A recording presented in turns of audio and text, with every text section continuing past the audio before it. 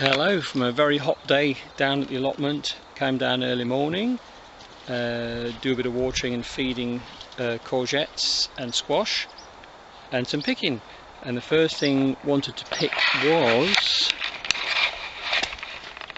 a cabbage. And this one on the corner here, if I got my maths correctly, because there were 12 cabbages, so there was 4 to a row, so that makes it number 9. So whoever picked number 9, this is what it looks like now. So I'm about to pick this one here. The other ones don't look too bad either, if you have a look round. So I think looking at it, myself and my better half decided that one didn't make it, so we couldn't call this one a cabbage really. It's sort of 10.5, isn't it really?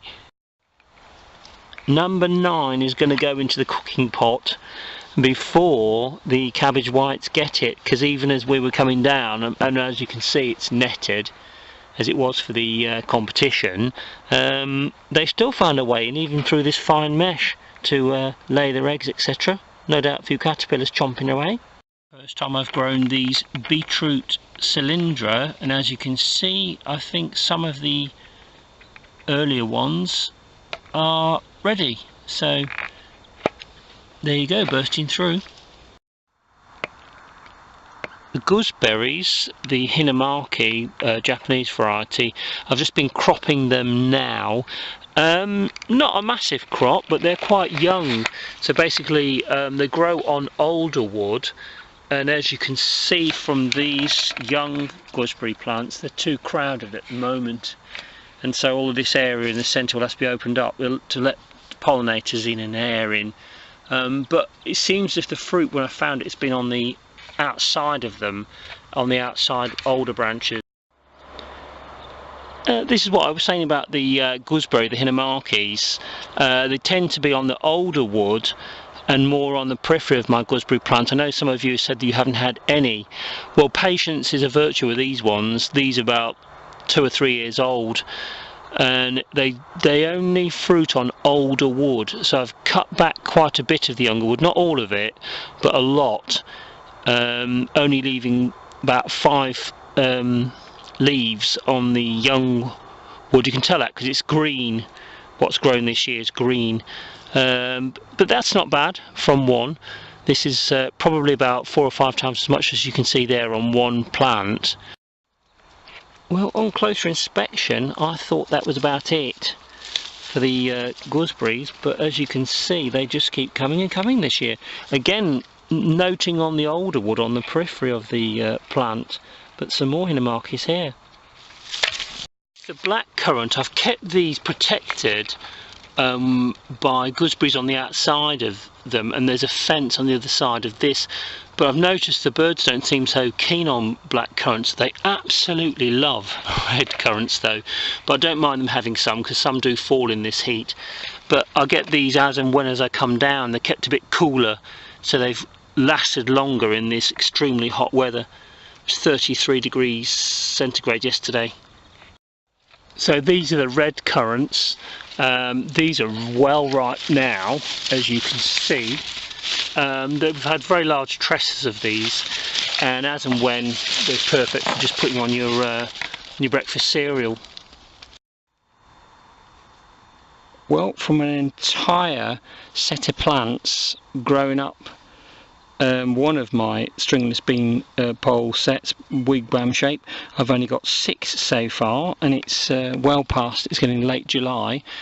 And on this other one, the sister bean pole, I'm really struggling to find any at all. Oh, there's one there. So it's a bit like Where's Wally on this, I'm afraid. Not good. The flowers seem to be open now. We're told this heat, well, there's a pollinator there, so we're told this heat wave should be a little break on Friday, but we need more of this. Thank you very much, matey. Well done. Well, swings and roundabouts, these are Saxa French dwarf beans, and these ones look a bit more successful, so you can see the flowers on there, and already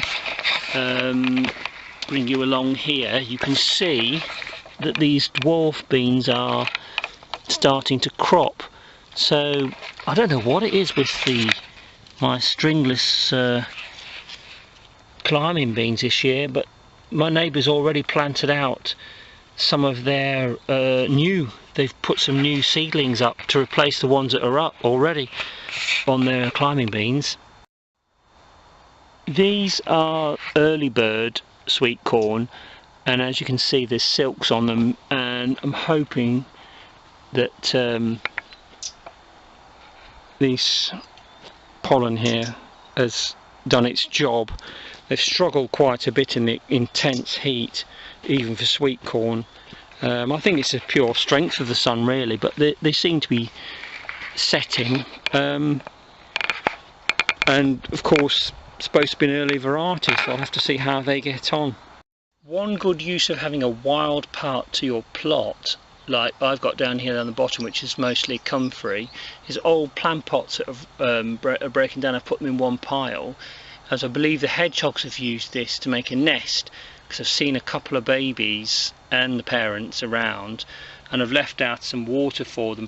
They don't seem so keen on the berries. I think they're more after grubs actually, the hedgehogs, but I hear them sniffling down when I've come down in the evening for watering down the bottom of the plot and seen them with my torch. One really good effect of having this massively long hot dry break is that lavender's gone absolutely crackers, and as you can see from this, it really has come into its own. So if you want lavender for anything like for pillows, for sleeping, etc., and various drinks people make, or just for cake making, here it is. Even on a dwarf rootstock, Bramleys really do shine. They seem to have good years and bad years because they're tip and spur bearers. That means that you'll get apples right on the ends of the branches as well as on the spurs. They're funny shaped Bramleys, but the origin's very interesting because the original parent tree came from not far down the road from where this plot here is, in a place called Southwell or Southwell, and it was a little seed planted by a girl in the back garden. It all started from that, and then a nursery man saw this tree that had grown, apple tree, and took a graft and then put it onto rootstock in a local nursery, and the rest is history really. They caught on as a popular variety of apple. Plums have been a bit hit and miss this year. These ones here have done extremely well.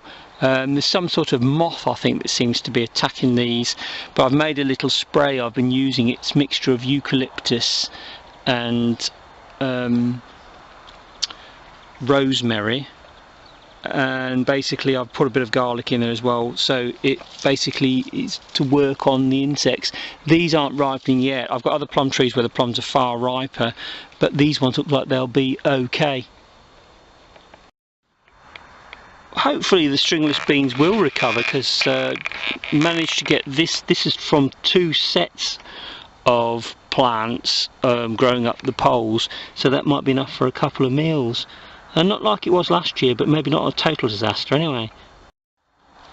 What you can do to help wildlife in your area is for fledglings. It's very tough during a drought, so if you've got soft fruit like this, it's gone off over too much sunshine, already being slightly picked up by wood pigeons, drop them down onto the ground. That'll help the fledglings. I've seen already today 5 or 6 fledglings going around looking for food, some of them waiting for parents to feed them, and they can't get worms, so this is the type of food they need.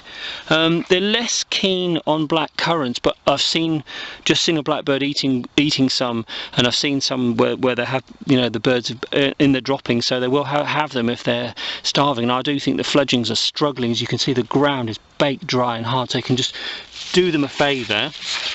Where these are here, these trusses are here, where they're overripe, as you can see, it's being got at. Just drop them onto the ground there, and also, so I'll do that with quite a few of these overripe soft ones, and then the birds can eat them.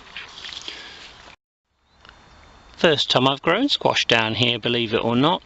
This is called winter squash, and it's ukchiki curry or something like that. Anyway, we've put some of this cover on around it and been giving it liquid feed, and it seems to have done okay, and basically just planted it around the corn that I've got here at the moment. The cheeky curry or winter squash I've got the far end seems to be doing better. This is supposed to be a very sweet variety. It's also known as onion variety. It's supposed to be good for your Sunday roast. Not that I've had a Sunday roast for a long time. You can see this winter squash better here on this picture, and they say it's ready in around September, October, and it will store over winter. Quite sweet, supposedly. Here's the results of the experiment I did on one of my plum trees. I've used some Vaseline and a big ring down the bottom of the tree to try and stop the ants from getting up. It seems to have temporarily worked anyway, just about. And at the top it was being heavily attacked by moths, it looked like, and whitefly. So I've sprayed it with a homemade spray. And the spray is a mixture of eucalyptus leaves all chopped up with some sage and rosemary and just a tad of garlic, and I put it in one of those pressure sprayers, and I sprayed it 2 nights ago. It looks to me as if it's completely done the job. So there you go. And also the idea behind that spray is you don't want to be using insecticides, because you want to eat these plums and you don't want insecticide on your plums. So there's an experiment that worked. Back in late May, early June, put in about 40 pak choy seeds, and of course we've been hit by this heat wave. Hardly any rain at all. I did capture one little burst. I got really overexcited, only lasted a minute, and we just had one pak choy and it's bolted. So there you go. Not everything works, so good to tell people your failures as well. So this is my homemade spray in action. As you can see, I've just got a pressurised pressure bottle, got from Wilco. It's a 2 litre pressure sprayer. I've put about 2/3 of water into it, and then I'll just put a mixture. This is the concentrate here, using a cup, and you can filter it. You can just use a bit of cloth to filter it, and I'll use about 3 or 4 cups of the concentrate, and the concentrate here is rosemary. I've put some sage in there, lots of eucalyptus, chopped it all up and let it sort of ferment a bit, and the insects just don't like it, so that's what I'm spraying the fruit trees with. To release the pressure on your pressure spray, you simply unscrew the top a few turns before you take it off. With my homemade spray, I found it to be a bit more effective with green fly if you add a few drops of detergent to it as well. That breaks up the surfactant effect of water, and so it makes it harder for the insects to survive. You can see what the problem is on this plum tree. It's infested with green fly, and they're all along there you go, you see some of them there, they're all along the top there. So basically my homemade spray with a bit of detergent added, I'll just leave that over the day to set into them rather than pick them off, because I've already pruned this plum tree, so I don't want to take off any more. Of course you can squeeze them with your fingertips if you like, some gardeners do, but I'm trying the homemade spray, organic. And here's the pressure sprayer. So basically, from what I understand, you just pump this a few times, which I've done up to about 12 times, and away you go, as you can see.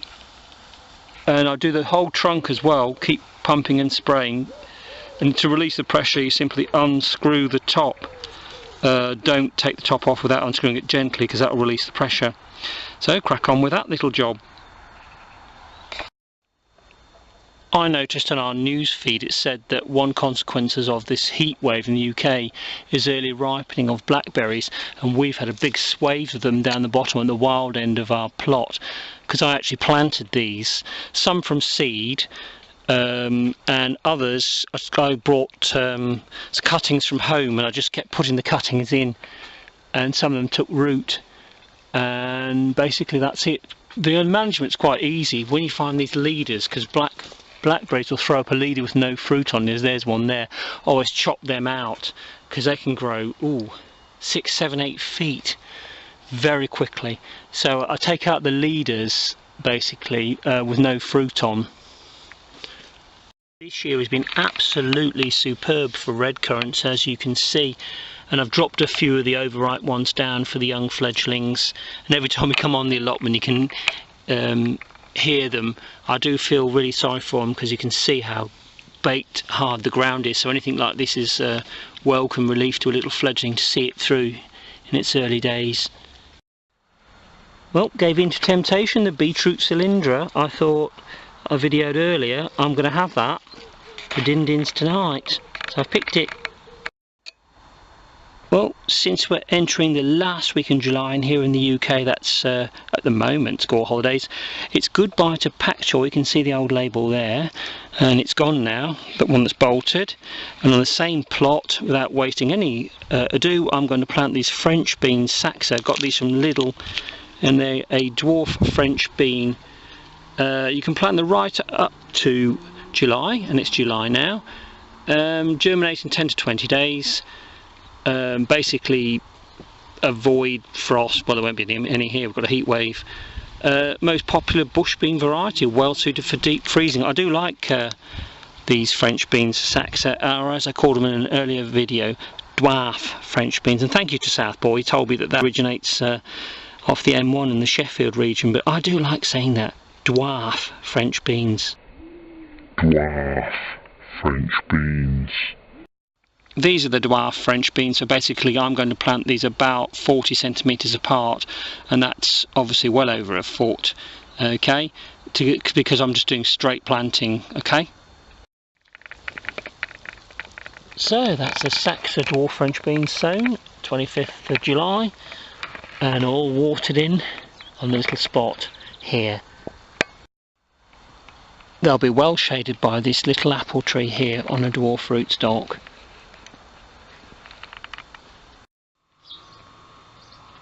Of course, if you planted your own little plum tree outside in your garden, make sure you do pick some while they're ripe. These ones seem to ripen early in this extra sunshine. If they feel nice and soft, like that's a bit hard. Yeah, this one's ready for eating. Make sure you enjoy it with your breakfast. That's about it for this morning then. So a bit of harvesting and watering and cutting down some blackberries which are sending out leaders. So this morning, little harvest. So I've talked you through it. That's what we've got today then to bring back. These yummy red currants and hinamaki are perfect for breakfast. Put them on your granola. I sometimes mix them in with my porridge actually, always better fresh. They will freeze, keep for a few months, don't know about over a year, but best to have them fresh or baked in a nice pie.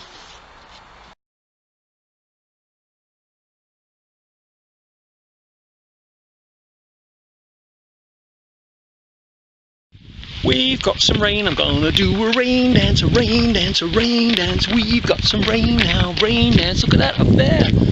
It's rained for the first time in about a month. A month we've waited till rain.